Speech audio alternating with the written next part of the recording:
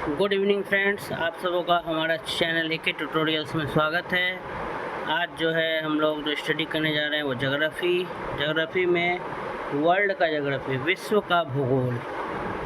इससे पहले previous video मैंने भारत के भूगोल पर बनाया था। मैंने कहा था कि भूगोल को हम लोग 2 सेक्शंस में बांट करके पढ़ेंगे, विश्व का भूगोल और भारत का भूगोल, और दोनों के वीडियोज़ में पैरेलली डाला करूँगा। तो ये विश्व का भूगोल का पहला वीडियो है। भारत के भूगोल का वीडियो अगर आपने नहीं देखा है तो आप मेरे चैनल में जाकर प्लेलिस्ट में देख सकते हैं। ज्योग्राफी नाम का प्लेलिस्ट है, उसमें डाला हुआ है। तो आज जो हम लोग जो डिस्कस करने जा रहे हैं विश्व का भूगोल, हमारा ये टॉपिक है, बट इसके अंदर जो सब टॉपिक है वो उसका नाम है ब्रह्मांड। सबसे पहला जो टॉपिक अब हम जो स्टडी करेंगे विश्व भूगोल में, वो हम लोग पढ़ेंगे किसके बारे में? ब्रह्मांड के बारे में। किसके बारे में? ब्रह्मांड। सामान्य अवधारणा ब्रह्मांड का के बारे में, बेसिक जो है परसेप्शन क्या है, अवधारणा क्या है, इसके बारे में हम लोग जानेंगे। यूनिवर्स, ब्रह्मांड के बारे में। आइए देखते हैं। ग्रहों की उत्पत्ति के संबंध में संभवतः सर्वप्रथम तर्कपूर्ण परिकल्पना का प्रतिपादन फ्रांसीसी वैज्ञानिक कॉम्टे डी बफन द्वारा सन 1749 में किया गया था। कह रहा है कि प्लैनेट्स के अगर ओरिजिन, ग्रह की अगर उत्पत्ति के संबंध में अगर बात की जाए, ओरिजिन के संबंध में अगर बात की जाए, तो सबसे पहला तर्कपूर्ण माने लॉजिक के साथ जो परिकल्पना जो किया गया था वो फ्रांस के वैज्ञानिक कॉम्टे डी बफन के द्वारा किया गया था 1749 में, 1749 ईस्वी में। ग्रहों की उत्पत्ति के संबंध में सर्वप्रथम तर्कपूर्ण परिकल्पना को प्रतिपादित, मतलब उसका थ्योरी को जो सबसे पहले लाए थे, उनका नाम था कॉम्टे डी बफन। ये फ्रांस के साइंटिस्ट थे। 1749 में उन्होंने ग्रहों की उत्पत्ति के संबंध में क्या किया था? सबसे पहले तर्कपूर्ण परिकल्पना की थी। आगे लिखा है जर्मन दार्शनिक, जर्मन जो फिलोसोफर थे जर्मनी के, इमैनुअल कांट ने भी 1754-55 ईस्वी में ग्रहों की उत्पत्ति से संबंधित वायव्य राशि परिकल्पना का प्रतिपादन किया, जिसे 1796 ईस्वी में गणितज्ञ लाप्लास ने संशोधित किया। कह रहा है कि जर्मन के दार्शनिक थे जर्मनी के, उनका नाम था इमैनुअल कांट है। उन्होंने भी 1754-55 में ग्रहों की उत्पत्ति से संबंधित एक परिकल्पना उन्होंने भी दिया था, जिसका नाम था वायव्य राशि परिकल्पना। ठीक है, इसका प्रतिपादन इमैनुअल कांट ने किया था 1754 और 55 ईस्वी में, जिसे बाद में एक मैथमेटिशियन थे लाप्लास। ठीक है, 1796 ईस्वी में उन्होंने इस पर क्या किया? संशोधन किया, उसको संशोधित किया। जो इमैनुअल कांट का जो था परिकल्पना, वायव्य राशि परिकल्पना, इसको संशोधित किया किसने? लाप्लास। यह सिद्धांत निहारिका परिकल्पना, नेब्युलर हाइपोथेसिस के नाम से जानी जाती है। ठीक है, यह जो सिद्धांत है, यह निहारिका परिकल्पना, नेब्युलर हाइपोथेसिस के नाम से क्या होती है? जानी जाती है। ग्रहों की उत्पत्ति में भाग लेने वाले तारों की संख्या के आधार पर वैज्ञानिक संकल्पनाओं को 2 वर्गों, एक तारक या अद्वैतवादी संकल्पना जिसको मोनिस्टिक कंसेप्ट कहते हैं, और दूसरा द्वैतारक या द्वैतवादी संकल्पना ड्यूअलिस्टिक कंसेप्ट और बाइनरी हाइपोथेसिस में विभाजित किया गया है। कह रहा है कि ग्रहों की उत्पत्ति में कौन भाग लेते हैं? तारे। तो तारों की संख्या के आधार पर जो वैज्ञानिक संकल्पना है वो 2 हैं। या एक है एक तारक, जिसको अद्वैतवादी संकल्पना कहते हैं, और दूसरा है द्वैतारक, जिसको द्वैतवादी संकल्पना कहते हैं, ड्यूअलिस्टिक कंसेप्ट कहते हैं, या उसी का दूसरा नाम है बाइनरी हाइपोथेसिस। अद्वैतवादी संकल्पना के अंतर्गत कांट की वायव्य राशि परिकल्पना, जिसका नाम है कांट्स गैसियस हाइपोथेसिस, तथा लाप्लास की निहारिका परिकल्पना नेबुलर हाइपोथेसिस ऑफ लाप्लेस अधिक प्रसिद्ध हुई थी। ठीक है, ये जो दो हाइपोथेसिस थे, परिकल्पना का इंग्लिश होता है हाइपोथेसिस, ठीक है, जिसको प्रूफ की आवश्यकता होती है, हाइपोथेसिस। तो कांट की वायव्य राशि परिकल्पना कांट्स गैसियस हाइपोथेसिस तथा लाप्लास की निहारिका परिकल्पना नेबुलर हाइपोथेसिस ऑफ लाप्लास, ये दोनों क्या होता है, अधिक प्रसिद्ध हुई थी। आगे लिखा है द्वैतवादी संकल्पना, ड्यूलिस्टिक जो कंसेप्ट है, या बाइनरी में दो, ड्यूअल नेचर।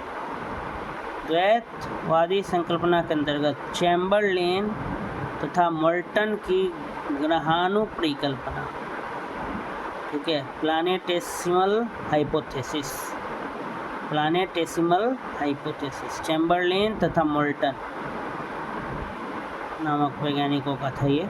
जेम्स जीन्स एवं सर हेराल्ड जेफरी की ज्वारीय परिकल्पना, टाइडल हाइपोथेसिस, एच.एन. रसेल का द्वैतारिक सिद्धांत, बाइनरी स्टार थ्योरी आदि प्रमुख। ये सब अलग अलग हाइपोथेसिस है और उनके सामने उनका वैज्ञानिक का क्या है, नाम है। ये भी सवाल में पूछा जा सकता है ऐसे कि किसने ये हाइपोथेसिस दिया था, ठीक है, तो इसको भी आप ध्यान में रखेंगे। जैसे बाइनरी स्टार थ्योरी किस वैज्ञानिक का है, तो एच.एन. रसेल का है। फिर टाइडल हाइपोथेसिस, ये किसका है, जेम्स जीन्स और सर हेराल्ड जेफरी का है, टाइडल हाइपोथेसिस। फिर प्लानेटेसिमल हाइपोथेसिस मतलब ग्रहाणु परिकल्पना, ये किसका है, तो चैम्बरलेन तथा मोल्टन। फिर नेबुलर हाइपोथेसिस, ये किसका है, तो लाप्लास का है। गैसियस हाइपोथेसिस, ये किसका है, तो इमैनुअल कांट का है। इस प्रकार से अलग अलग वैज्ञानिकों ने अलग अलग परिकल्पना दी थी।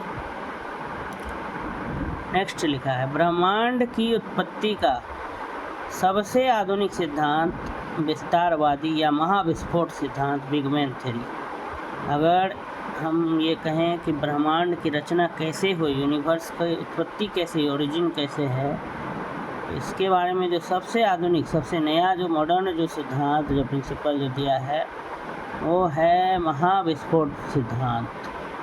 इसका नाम है इंग्लिश में बिग बैंग थ्योरी।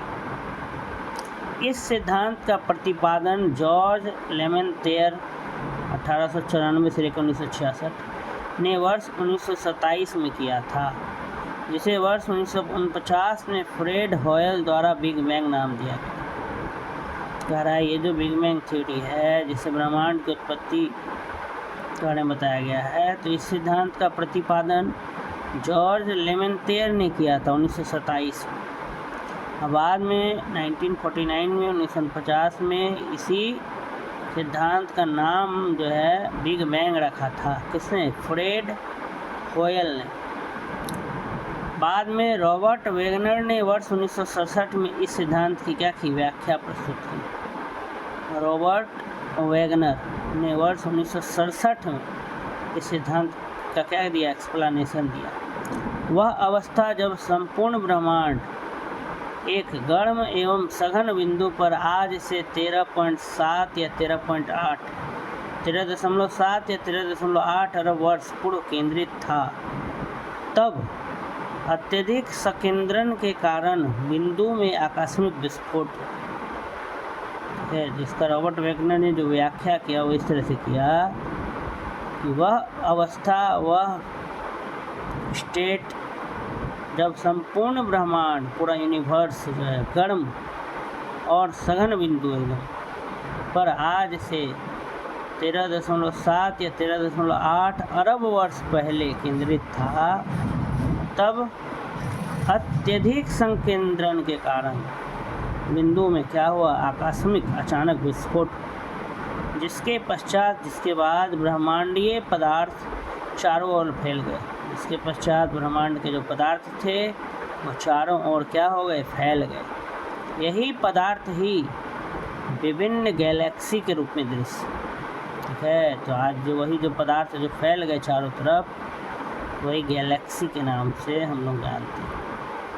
यूनिवर्स का निर्माण कैसे हुआ, तो बिग बैंग थ्योरी है जिसमें ये कहा गया था कि जब वह अवस्था जब संपूर्ण ब्रह्मांड एक गर्म एवं सघन बिंदु पर आज से 13.7 या 13.8 अरब वर्ष पूर्व केंद्रित था, तब अत्यधिक संकेंद्रण के कारण बिंदु में आकस्मिक विस्फोट हुआ, जिसके पश्चात ब्रह्मांडीय पदार्थ चारों ओर फैल गए।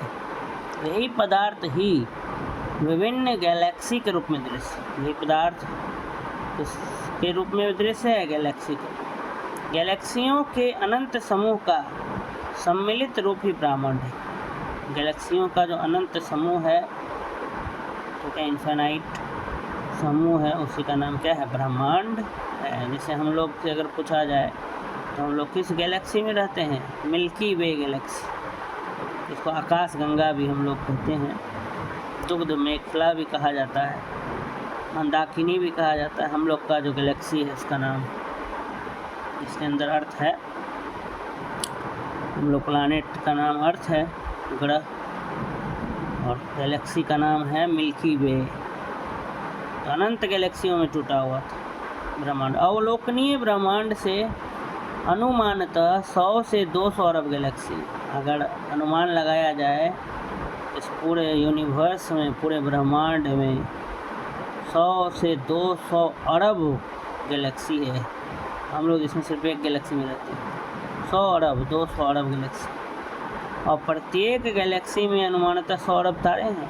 हर गैलेक्सी में ऐसा अप्रॉक्सीमेट किया गया है कि लगभग 100 अरब तारे हैं। हालांकि यह संख्या अधिक भी हो सकती है। हमारी गैलेक्सी जिसमें हमारा सौरमंडल स्थित है, ठीक है, हमारी जो गैलेक्सी है जिसमें हमारा सौरमंडल स्थित है, उसे मंदाकिनी या आकाशगंगा या दुग्ध मेखला मिल्की वे कहते हैं। कह रहा है कि हमारी गैलेक्सी जिसमें हमारा सौरमंडल स्थित है, हमारी गैलेक्सी जिसमें क्या है, हमारा सौरमंडल स्थित है, उसे हम क्या कहते हैं, मंदाकिनी या आकाशगंगा या दुग्ध मेखला मिल्की वे कहते हैं। हमारी आकाशगंगा में लगभग 100 से 400 अरब तारे हैं।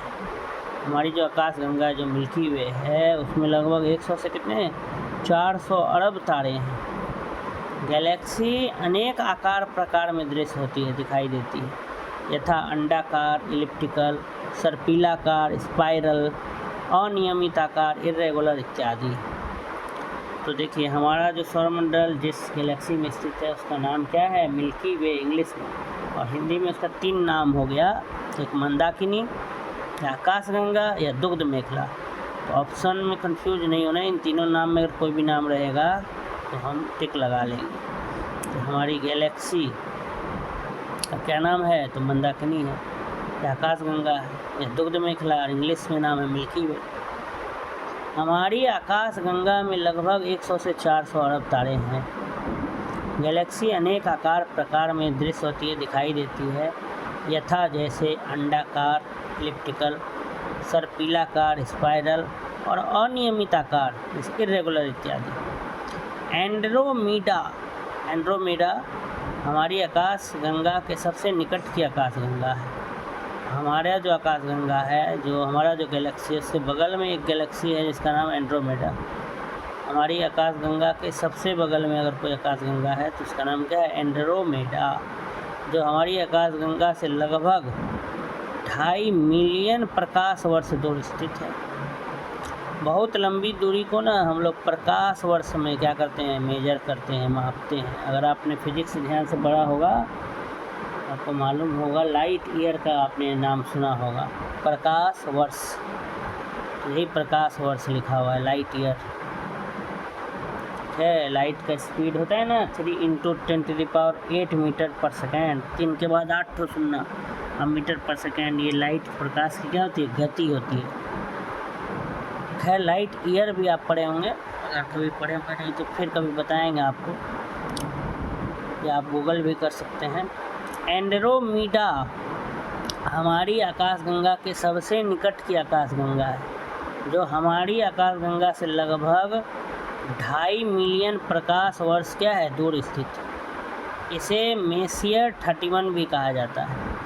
एंड्रोमेडा का दूसरा नाम है मेसियर 31। वर्ष 2005 में स्पिट्जर स्पेस टेलीस्कोप ने आकाशगंगा के आकार के बारे में पूर्ण धारणाओं एवं विभ्रम के विपरीत इस बात के स्पष्ट साक्ष्य दिए कि आकाशगंगा का आकार दंड सज्जित सर्पिलाकार बेयर्ड स्पाइरल।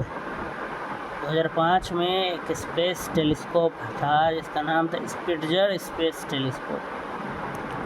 2005 में स्पिट्जर स्पेस टेलीस्कोप ने आकाशगंगा के आकार में पूरा विपरीत सबूत पेश किए। जो पहले जो ये धारणा था कि हमारे आकाशगंगा का शेप कैसा है, तो उसको लेके कहा कि स्पाइरल शेप में है, दंड सज्जित सर्पिलाकार। तारों का निर्माण गैलेक्सी में उपस्थित हाइड्रोजन और हीलियम की संघटक निहारिकाओं से होता है।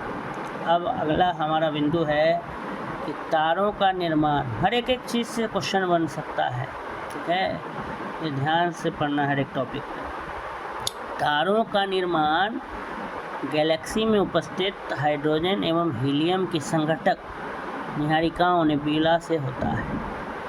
जो स्टार्स का जो फॉर्मेशन होता है वो किससे होता है? हाइड्रोजन और हीलियम से, जो किसकी संघटक है? निहारिकाओं की, नेबुला की। गुरुत्वाकर्षण बल से मतलब ग्रेविटेशनल फोर्स से गैस एवं धूल के बादलों का गोले के आकार में संगठन, गति, उच्च ताप टेम्परेचर, संलयन अभिक्रिया के न्यूक्लियर रिएक्शन एक तारे के निर्माण के कारक। तारा जो बनता है तो उसमें कौन कौन सा कारक हैं, कौन कौन से फैक्टर्स हैं तारे बनने में?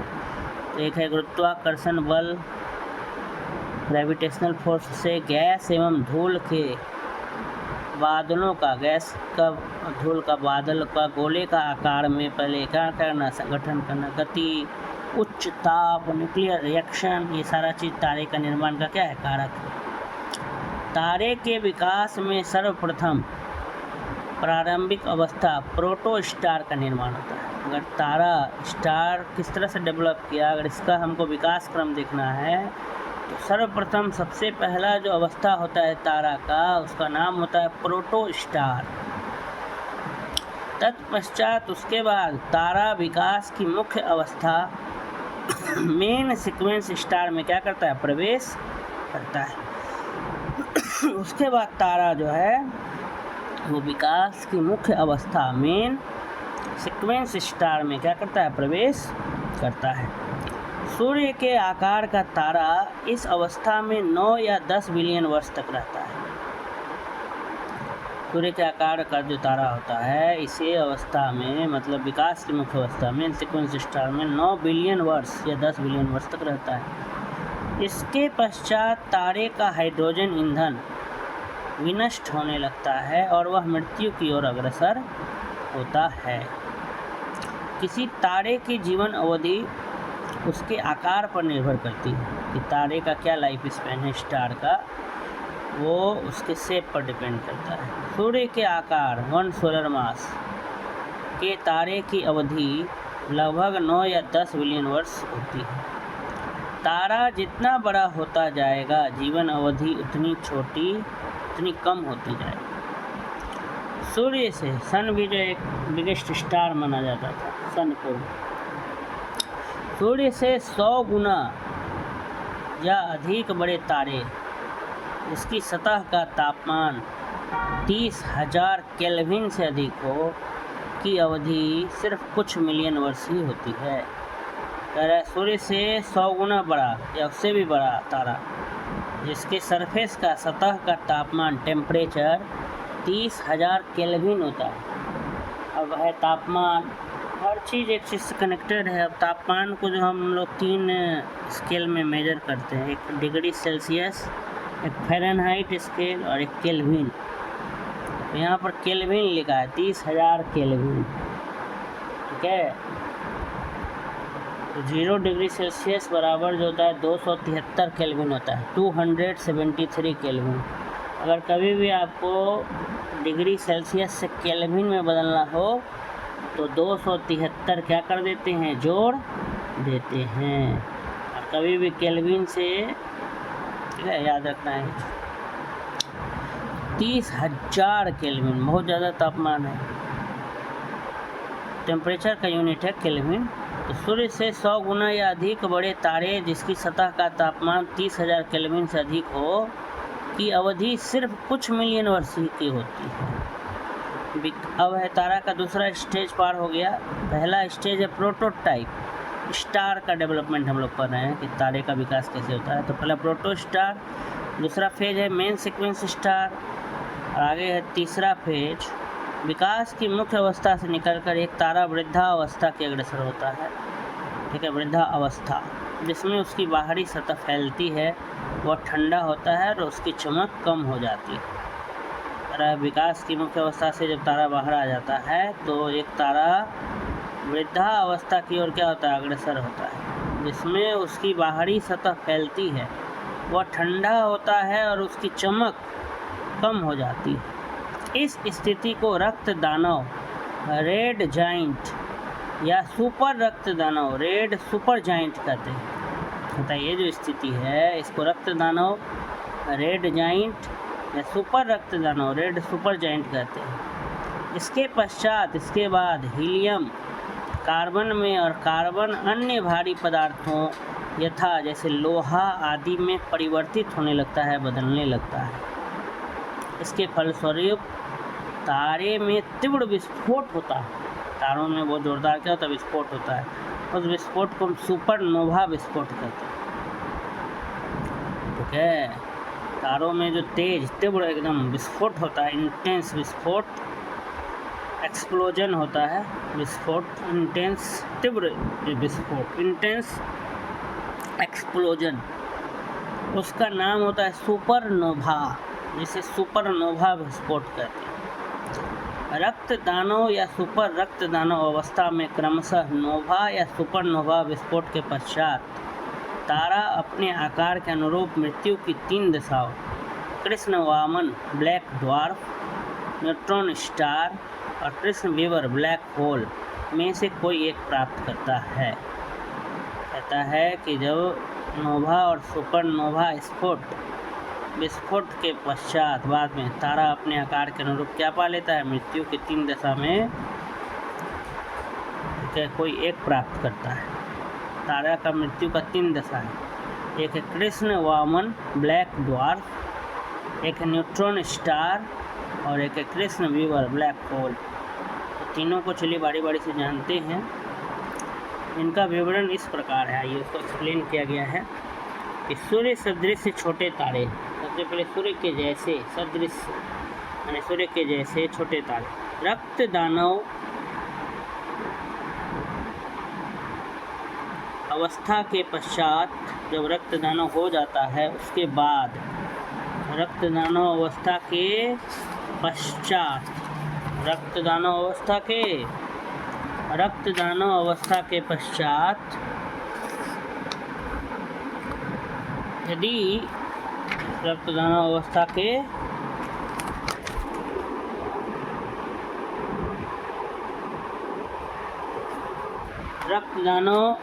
के पश्चात होने बाद यदि अवशेष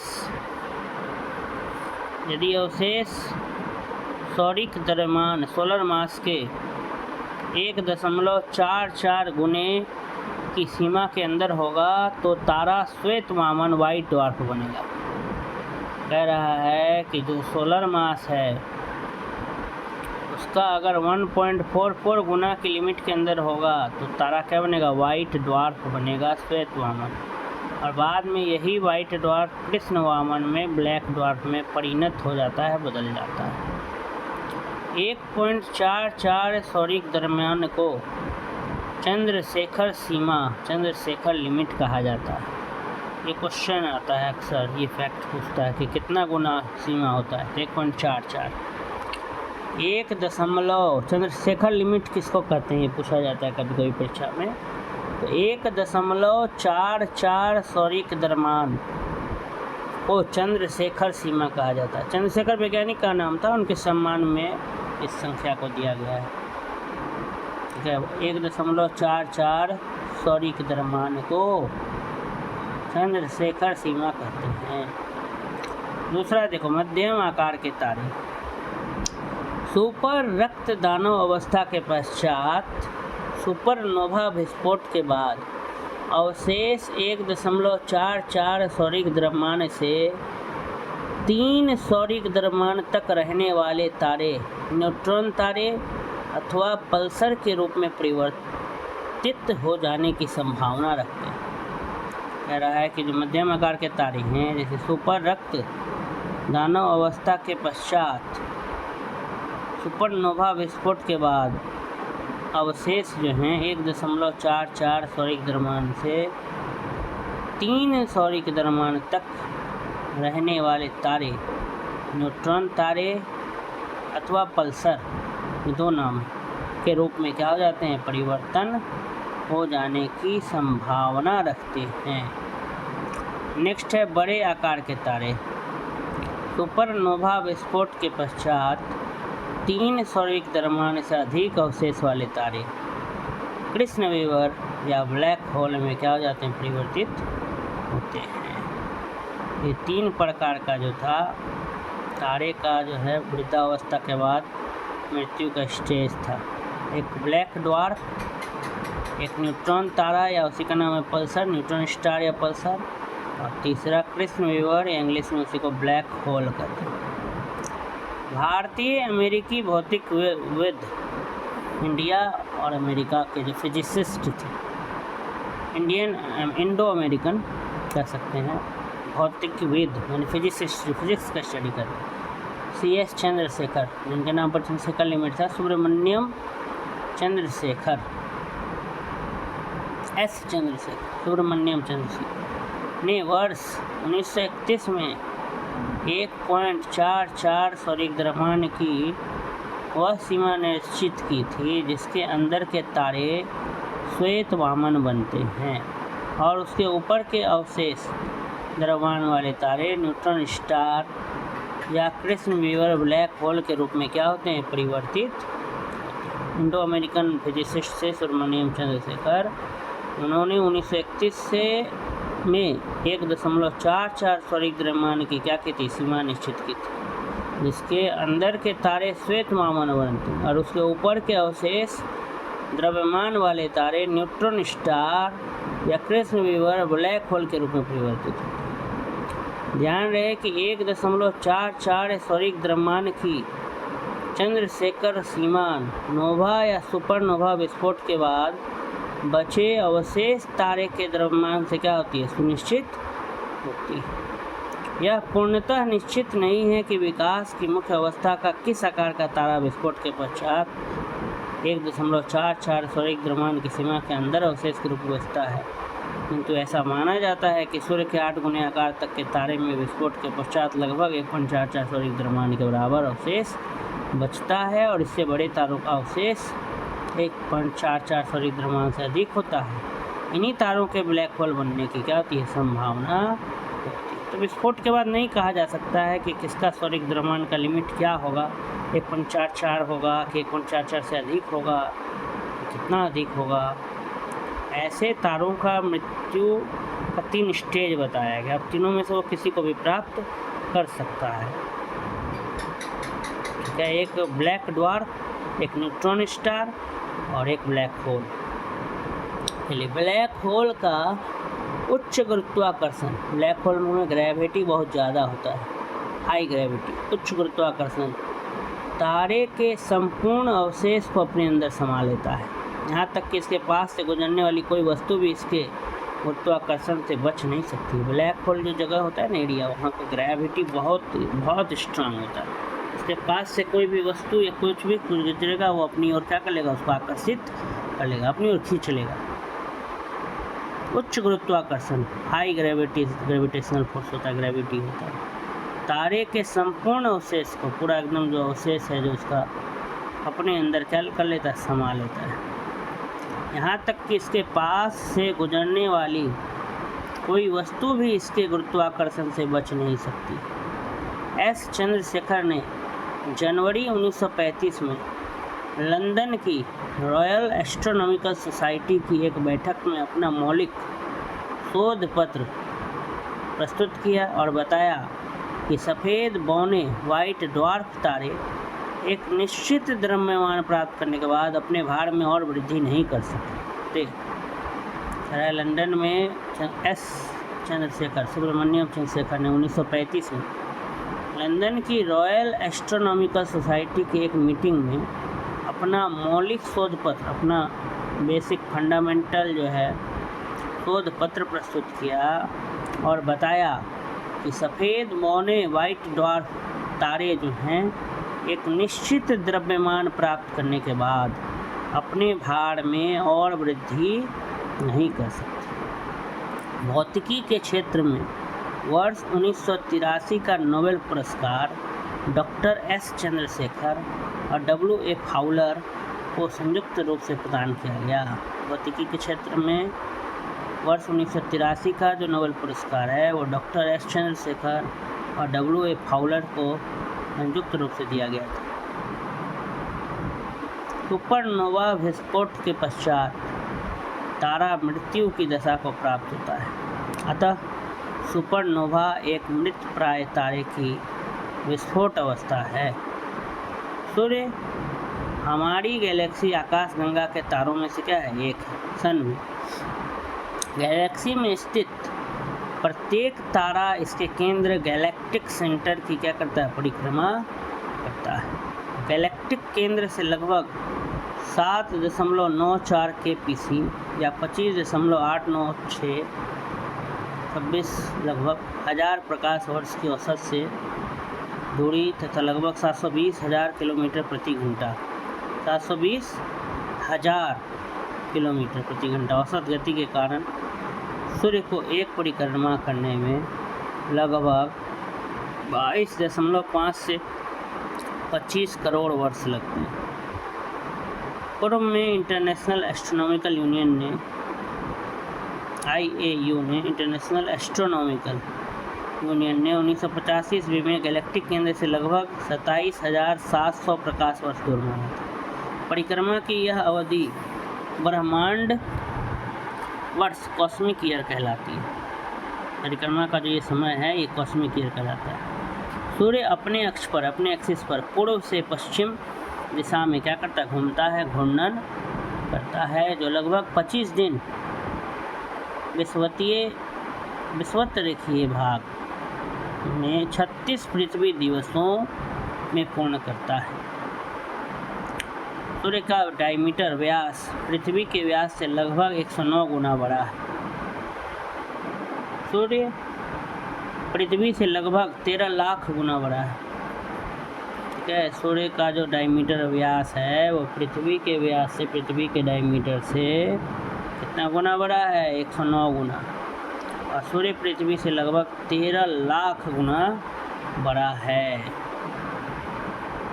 निर्वात में प्रकाश द्वारा 3 × 10⁵ किलोमीटर प्रति सेकंड की गति से एक वर्ष में चली गई दूरी क्या कहलाती है, प्रकाश वर्ष कहलाती है। कला वैक्यूम में, निर्वात में प्रकाश द्वारा, लाइट द्वारा 3 × 10⁵, 3 के बाद 5 to 0, 3 लाख हो गया, 3 लाख किलोमीटर प्रति सेकंड।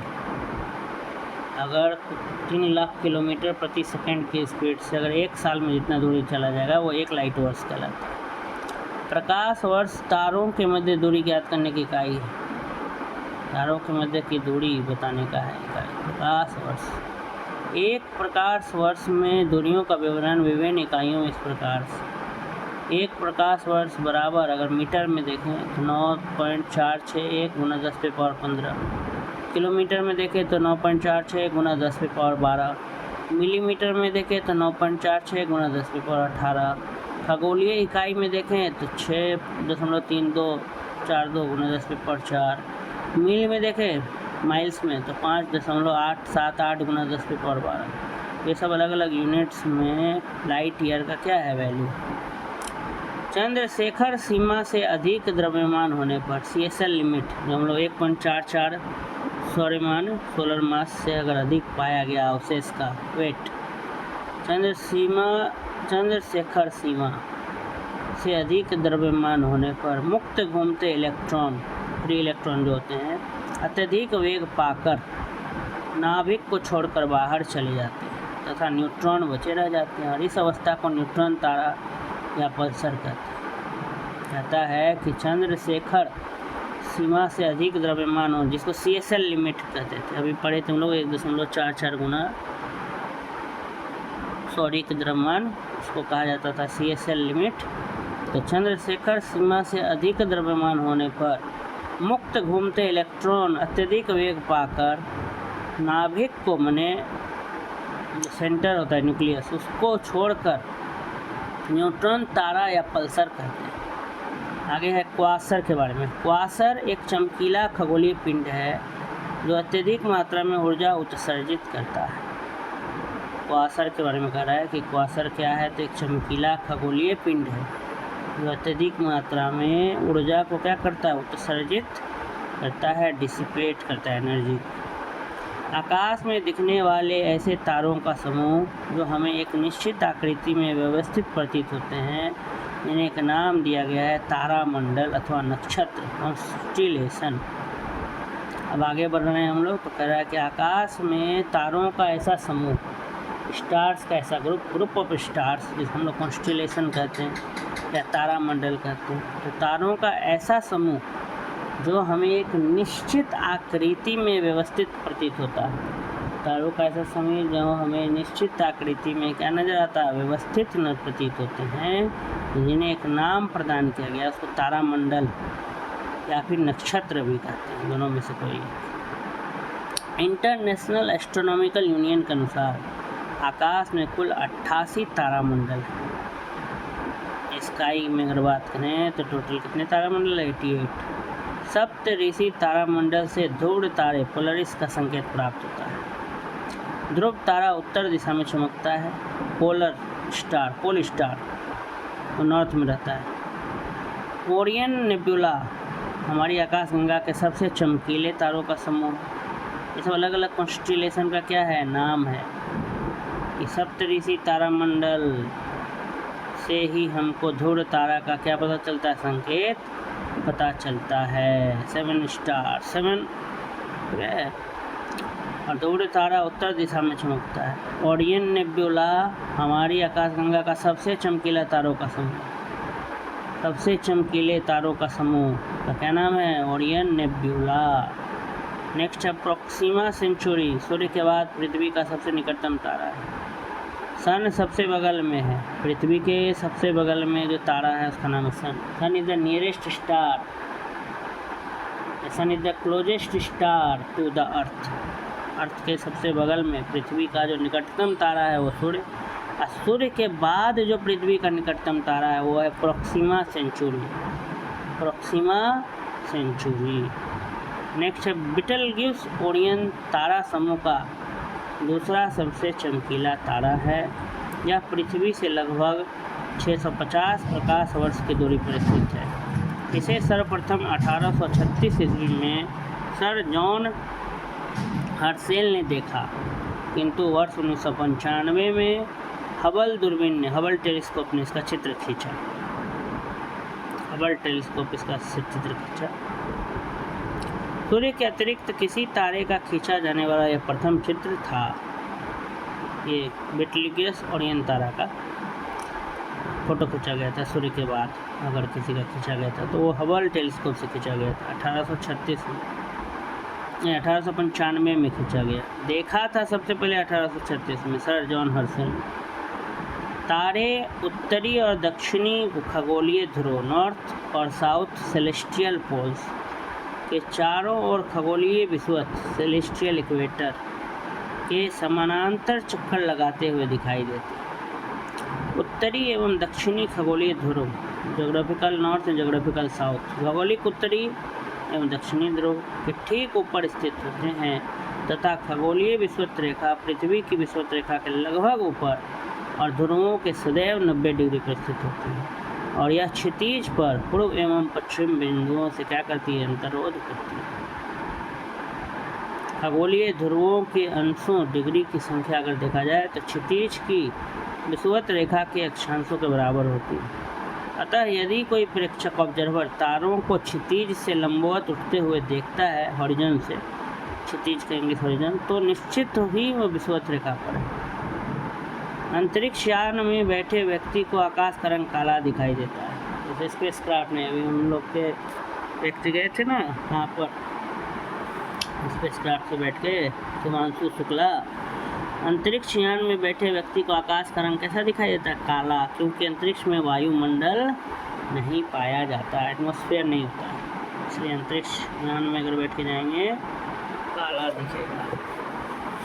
चलिए बढ़ते हैं आगे। ये एक टेबल दिया गया है ग्रहों से संबंधित महत्वपूर्ण तथ्य। खैर इसको ज़्यादा ध्यान देने की जरूरत नहीं है, मगर ये ऑर्डर में सजा के दिया है ग्रहों से संबंधित महत्वपूर्ण तथ्य, जैसे बुध, शुक्र, पृथ्वी, तब मंगल, बृहस्पति, शनि, अरुण और वरुण। 1 2 3 4 5 6 7 8 टोटल 8 ग्रह हैं। मरकरी इंग्लिश में बुध को बोला जाता है, Shukra Venus, Prithvi Earth, Mangal Mars, Brihaspati Jupiter, Shani Saturn, Arun Uranus और वरुण नेपच्यून। ये 8 प्लैनेट्स मरकरी का पूरा डेटा है यहाँ। द्रव्यमान मरकरी का कितना होता है, 0.330 kg। डायमीटर कितना किलोमीटर है, तो 4879 किलोमीटर। तो खैर ये पूरा याद करने का ज़रूरत नहीं है, बट ओवरऑल कभी कभी कुछ आता है तो, लेकिन ये इतना याद करने की आवश्यकता नहीं है। ग्रहों से संबंधित महत्वपूर्ण ये तथ्य हैं। ये 8 ग्रह हैं, लेकिन ग्रह के नाम याद होने चाहिए कम से कम। बाकी एक एक ग्रह के बारे में हम लोग डिटेल में पढ़ें। बुध अलग अलग टॉपिक में 8 क्लास में पढ़ेंगे हम लोग। बुध, शुक्र, पृथ्वी, मंगल, बृहस्पति, शनि, अरुण और वरुण। मरकरी, वेनस, अर्थ, मार्स, जुपिटर, सैटर्न, यूरेनस और नेपच्यून। तो क्या, आइए अब कुछ क्वेश्चंस को देखते हैं इससे रिलेटेड। आज का इतना ही थ्योरी था, अब कुछ क्वेश्चन का अभ्यास करके जो है हम लोग आज का सेशन को एंड करेंगे। महाविस्फोट सिद्धांत संबंधित है। महाविस्फोट सिद्धांत किससे संबंधित है? ए महाद्वीपीय विस्थापन से, बी ब्रह्मांड की उत्पत्ति से, सी हिमालय की उत्पत्ति से, या डी ज्वालामुखियों के विस्फोट से। ये प्रश्न 2007 में पूछा गया। इसका सही उत्तर हो जाएगा बी ब्रह्मांड की उत्पत्ति से। ये जो महाविस्फोट सिद्धांत है, जो बिग बैंग थ्योरी है, ये किससे रिलेटेड है? तो ये ब्रह्मांड की उत्पत्ति से रिलेटेड, यूनिवर्स की ओरिजिन से रिलेटेड है। इसका एक्सप्लेन भी किया है इस बॉक्स में आंसर में कि महाविस्फोट सिद्धांत, बिग बैंग थ्योरी, ब्रह्मांड की उत्पत्ति, आकाशगंगा तथा सौर मंडल की उत्पत्ति से क्या है संबंधित, हिमालय, ज्वालामुखी और महाद्वीप का नहीं। इस सिद्धांत का प्रतिपादन जॉर्ज लेमेंतेयर ने 1927 में किया था, जिसे वर्ष 1949 में फ्रेड हॉयल ने क्या दिया, बिग बैंग नाम दिया। ये जो प्रतिपादन था, इसका नाम बिग बैंग किसने रखा? फ्रेड हॉयल ने 1949। लेकिन हमारा खैर सवाल ये था कि महाविस्फोट सिद्धांत संबंधित है, किससे संबंधित है? तो ब्रह्मांड की उत्पत्ति से। इसलिए इसका उत्तर हो जाएगा 1 का बी। चलिए क्वेश्चन नंबर 2 देखते हैं। ये पूछा गया है UPPCS प्री 2016 में। बिग बैंग सिद्धांत निम्नलिखित के उद्भव की व्याख्या करता है। ए स्तनधारी जीव, बी हिमयुग, सी ब्रह्मांड, डी महासागर। इसका सही उत्तर हो जाएगा सी ब्रह्मांड। बिग बैंग सिद्धांत जो है ये ब्रह्मांड के उद्भव की क्या करता है, व्याख्या करता है। नेक्स्ट, महाद्वीपीय बहाव का सिद्धांत किसके द्वारा विकसित किया गया था? J Wilson, A Wegener, du Toit, H Hess. इसका सही उत्तर हो जाएगा बी, ए वेगनर। महाद्वीपीय बहाव का सिद्धांत था कॉन्टिनेंटल ड्रिफ्ट थ्योरी, इसी एल्फ्रेड वेगनर द्वारा विकसित किया गया था। महाद्वीपीय बहाव का सिद्धांत कॉन्टिनेंटल ड्रिफ्ट थ्योरी। बहुत सब थ्योरी आया था, सिद्धांत आया था, परिकल्पनाएं आई थी, जिसका वैज्ञानिक का नाम भी हमने बोला था, थोड़ा ध्यान में रखना। तो continental drift theory Alfred Wegener द्वारा डेवलप किया गया था, विकसित किया गया था। वेगनर के अनुसार लगभग 20 करोड़ वर्ष पहले पैंजिया का विभाजन क्या हुआ, आरंभ हुआ। पैंजिया पहले दो बड़े महाद्वीपीय पिंडों लॉरेंसिया और गोंडवाना लैंड क्रमशः उत्तरी और दक्षिणी भूखंडों के रूप में क्या हुआ, टूटा, विभक्त हुआ। इसके बाद लॉरेंसिया व गोंडवाना लैंड धीरे धीरे अनेक छोटे हिस्सों में बंट गए, जो आज के महाद्वीप के क्या है, रूप। एक कॉन्टिनेंटल ड्रिफ्ट थ्योरी है, महाद्वीपीय बहाव का सिद्धांत, ये अल्फ्रेड वेगनर ने बनाया और बताया था।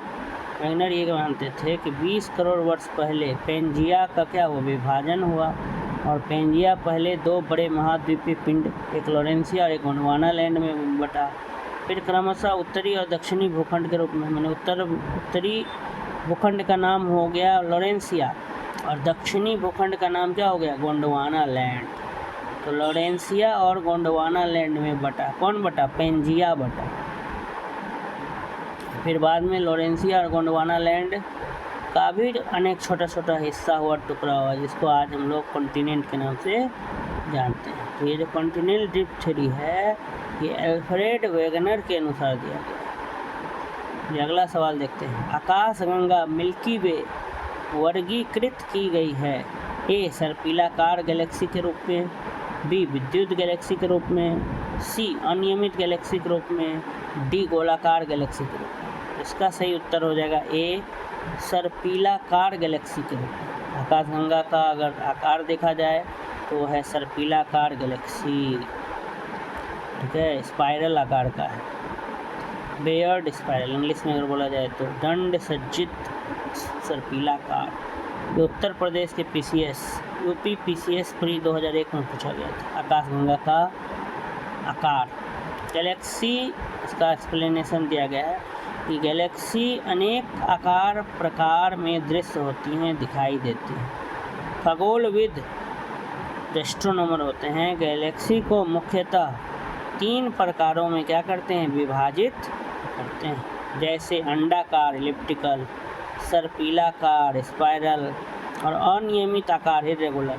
वर्ष 2005 में स्पिट्जर स्पेस टेलीस्कोप ने आकाशगंगा के आकार के बारे में पूर्व धारणाओं एवं विभ्रम के विपरीत इस बात के स्पष्ट साक्ष्य पेश किए कि आकाशगंगा का आकार दंड सज्जित सर्पिलाकार है। तो ये आकाशगंगा से रिलेटेड सवाल था। चलिए आगे देखते हैं, आगे भी बहुत सारे सवाल हैं इस टॉपिक में, इसको हम लोग डिस्कस कर लेते हैं, क्योंकि हमने भी इस टॉपिक पढ़ा है। ये देखते हैं नेक्स्ट हमारा है कि हमारी आकाशगंगा के केंद्र की परिक्रमा करने में सूर्य को समय लगता है।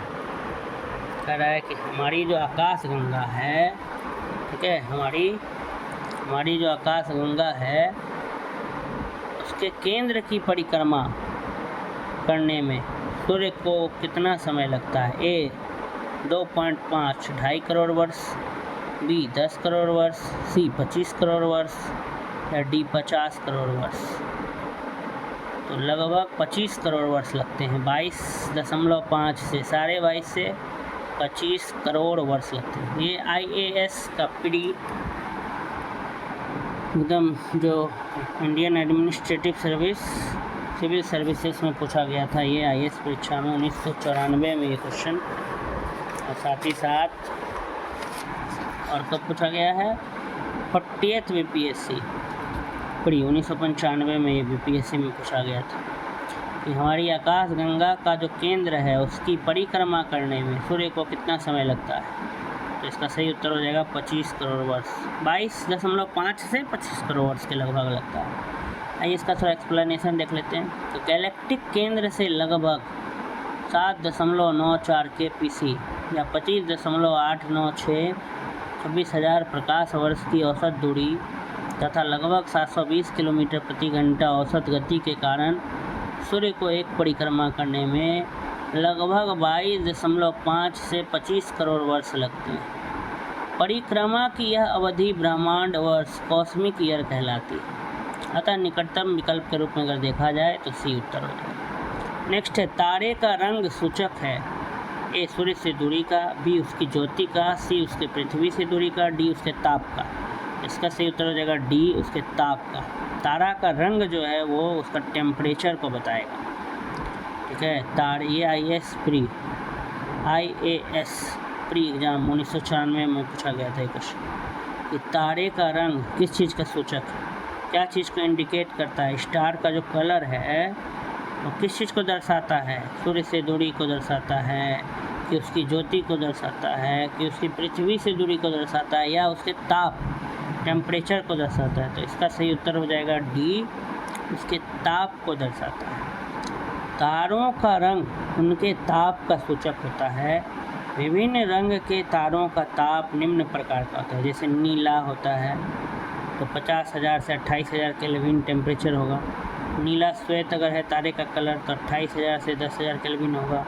श्वेत है एकदम सफ़ेद तो 10,000 से 7,500 केल्विन के बीच टेम्परेचर होगा।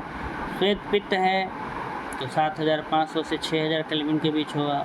पीत है तो 6,000 से 4,900 केल्विन होगा। नारंगी है तो 4,900 से 3,500 केल्विन होगा। लाल है तो 3,500 से 2,000 केल्विन।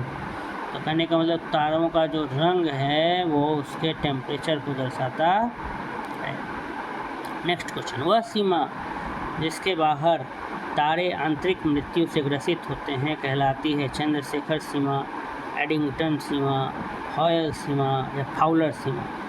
अभी हमने पढ़ा था वो CSL लिमिट होता है, चंद्रशेखर सीमा। इसका सही उत्तर हो जाएगा चंद्रशेखर सीमा। नेक्स्ट देखते हैं, श्याम विवर होता है ब्लैक होल। हवाई जहाज की उड़ान का अभिलेखक, सूर्य पर एक धब्बा, अंटार्कटिका की एक जगह सिमट गया तारा। इसका सही उत्तर होता है सिमट गया तारा, डी। तारों के कारण घटित आकाशीय परिघटना कौन है। ओजोन छिद्र, ओजोन डिप्लेशन, या कृष्ण विवर, ब्लैक होल, इंद्रधनुष या धूमकेतु। इसका सही उत्तर हो जाएगा कृष्ण विवर, ब्लैक होल। कृष्ण छिद्र सिद्धांत को प्रतिपादित किया था CV रमन ने, HJ भाभा ने, S चंद्रशेखर ने, हरगोविंद खुराना ने। इसका सही उत्तर हो जाएगा C, S चंद्रशेखर ने। ब्लैक होल की जानकारी सर्वप्रथम किसने दी थी। हनुमान बांडी ने, मेघनाथ साहा ने, S चंद्रशेखर ने, कि JB नार्लिकर ने। तो C, S चंद्रशेखर, सुब्रमण्यम चंद्रशेखर ने ही ब्लैक होल की जानकारी सर्वप्रथम। 12 नंबर है, कथन और कारण दोनों दिया हुआ है और कुछ स्टेटमेंट से बताना है। कृष्ण छिद्र ब्लैक होल एक ऐसा खगोलीय अस्तित्व है जिसे दूरबीन से देखा नहीं जा सकता। कारण है कृष्ण छिद्र पर गुरुत्वीय क्षेत्र इतना प्रबल होता है कि यह प्रकाश को भी बच निकलने नहीं देता। तो ये जो दो अभी हम लोग देखें, एक तरफ था आपका कथन और कारण, इसमें कौन सा सही होगा। तो इसका आंसर हो जाएगा ए, कथन भी सही है, कारण भी सही है। और कथन कारण को क्या, कारण जो है वो कथन की क्या करता है, व्याख्या भी करता है, इसलिए इसका सही उत्तर ए हो जाएगा। ठीक है, जैसे यहाँ लिखा हुआ है, थोड़ा एक्सप्लेनेशन देख लेते हैं इसका कि प्रश्नगत कथन एवं कारण दोनों सही है। कारण कथन की सही व्याख्या है। कृष्ण छिद्र ब्लैक होल को दूरबीन से प्रत्यक्षतः देख पाना संभव नहीं, क्योंकि अत्यधिक उच्च घनत्व के कारण इसका प्रबल गुरुत्वीय क्षेत्र किसी भी प्रकार के विकिरण को, यहाँ तक कि प्रकाश किरणों को भी निकलने नहीं देता है, अपनी ओर खींच लेता है। बहुत ज़्यादा गुरुत्वीय क्षेत्र है। अंतरिक्ष दूरबीनों द्वारा ब्लैक होल की उपस्थिति का पता उसके आसपास के पिंडों, तारों एवं गैसों के व्यवहार विद्युत चुंबकीय क्षेत्र के द्वारा लगाया जा सकता है, जाता। ब्लैक होल अंतरिक्ष में एक पिंड है जो किसी भी प्रकार के विकिरण को बाहर नहीं आने देता। बहुत छोटा आकार, बहुत बड़ा आकार, बहुत उच्च घनत्व, बहुत अल्प घनत्व, तो डेंसिटी बहुत हाई होता है, इसलिए 13 का सी हो जाएगा। सुपरनोवा क्या है। एक ग्रहिका, एक ब्लैक होल, एक पुच्छल तारा या एक मृतप्राय तारा। तो डी हो जाएगा। सुपरनोवा क्या है, स्टार जब मृत अवस्था में आता है तो उसका स्टेज है मृतप्राय तारा। सुपरनोवा विस्फोट के पश्चात तारा मृत्यु की दशा को प्राप्त करता है, अतः सुपरनोवा एक मृत प्राय तारे की विस्फोट अवस्था है। अगला सवाल है, हमारे अंतरिक्ष में कितने तारामंडल हैं? 87, 88, 89, 90। इसका सही उत्तर हो जाएगा B 88। International astronomical union IAU, international astronomical union के अनुसार आकाश में कुल 88 तारामंडल कॉन्स्टिलेशन, जिसमें से अधिकांश को दक्षिणी गोलार्ध से ही देखा जा सकता है, साउदर्न हेमिस्फीयर से देखा जा सकता है। हमारे अंतरिक्ष में कुल मिलाकर के 88 क्या हैं? कॉन्स्टिलेशंस हैं, तारामंडल। निम्नलिखित में कौन सी खगोलीय वस्तु नहीं है? पल्सर, भंगुर धारा, कृष्ण मास्टर या क्वासर? इसका सही आंसर है सी, कृष्ण मास्टर। कृष्ण मास्टर खगोलीय वस्तु नहीं है, बल्कि कृष्ण वीवर है, ब्लैक होल। क्वासर भी एक तारावर्त स्रोत है जो 2.5 से 13 अरब प्रकाश की दूरी पर स्थित है।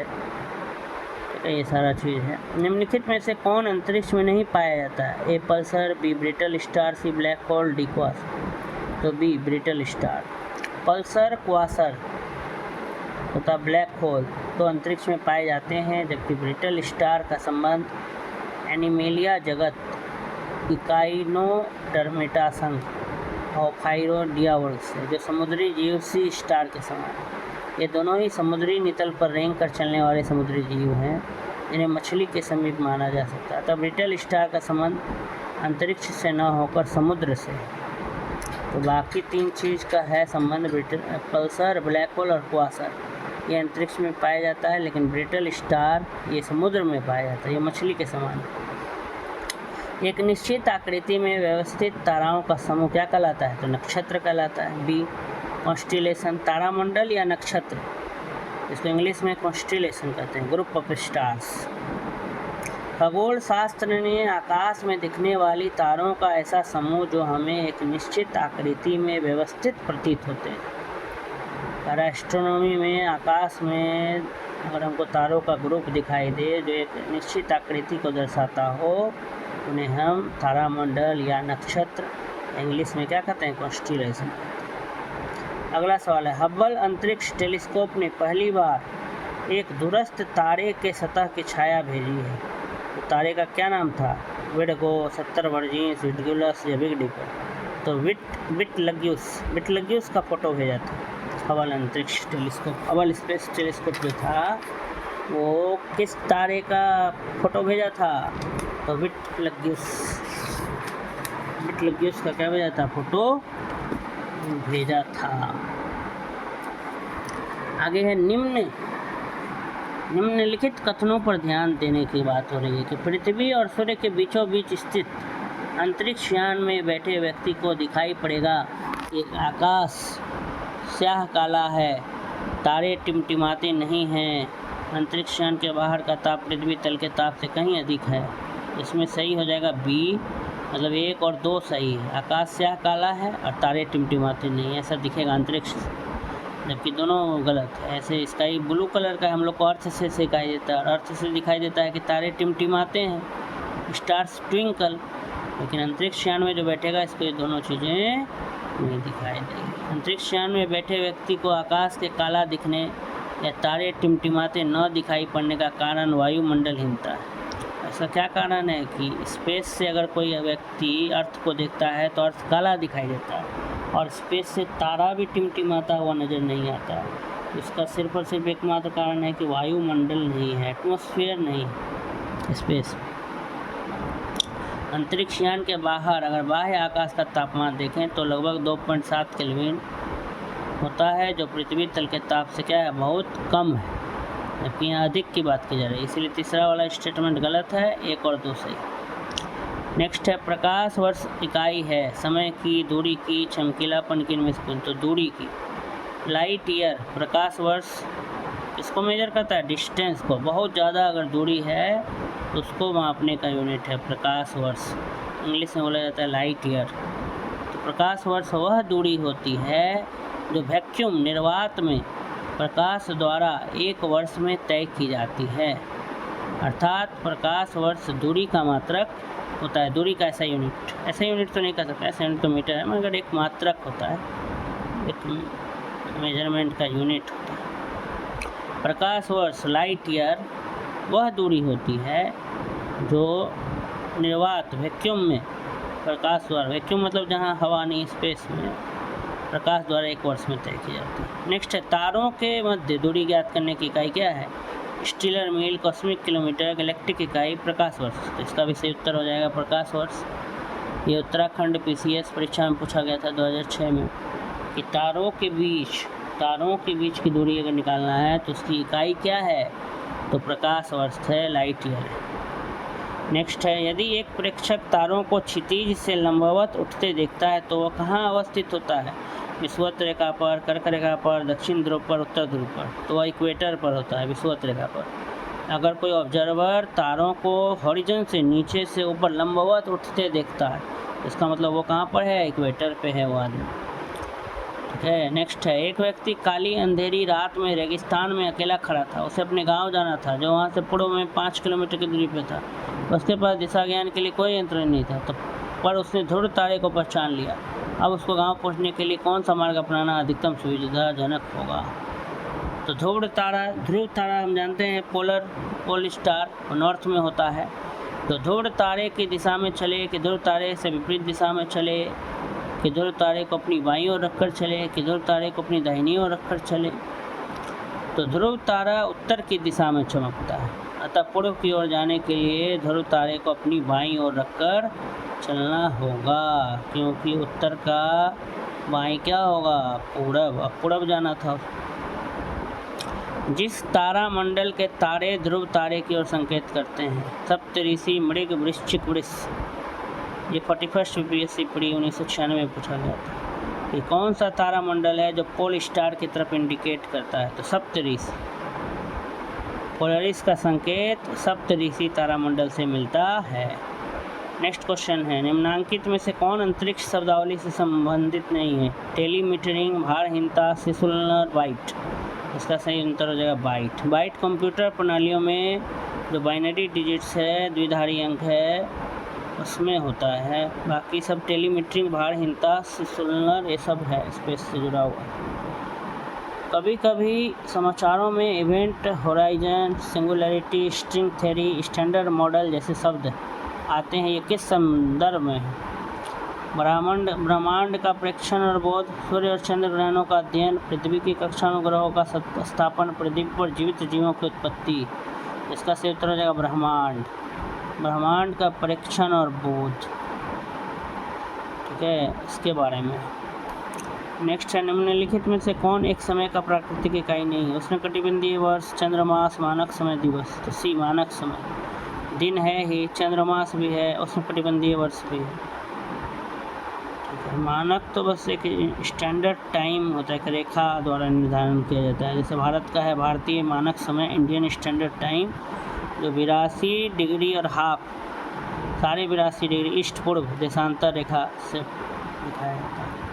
इस तरह दोस्तों हमारा आज का जो टॉपिक था ब्रह्मांड वो समाप्त हुआ। अगर आपको मेरा वीडियो अच्छा लगा तो सब्सक्राइब करें, लाइक करें और अधिक से अधिक लोगों तक पहुंचाएं, शेयर करें। धन्यवाद।